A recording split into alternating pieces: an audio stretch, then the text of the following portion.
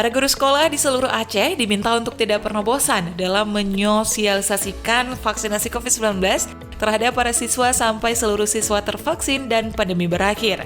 Hal itu disampaikan Taqwallah usai mengikuti zikir pagi dan doa bersama di Sekolah Luar Biasa Negeri PD, Rabu 10 November 2021. Taqwallah mengatakan keberhasilan vaksinasi siswa sekolah hanya akan terwujud dengan keterlibatan aktif para guru dalam memberikan pemahaman kepada siswa.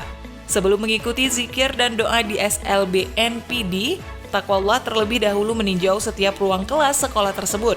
Taqwallah juga menyapa para siswa dan berkomunikasi dengan sejumlah guru. SLB Negeri PD merupakan sekolah bagi 179 siswa berkebutuhan khusus yang terdiri dari tingkat SD, SMP, dan SMA. Sekolah ini juga memiliki 45 guru dan 9 orang tenaga kependidikan. Dalam kegiatan ke sekolah itu, Taqwallah turut didampingi Kepala Dinas Kesehatan Aceh Dr. Hanif, PLT Kepala Dinas Pemberdayaan Masyarakat Gampung Aceh Zulkifli, Kacapdin PD Razali, serta Kepala SLBN PD M. Amin.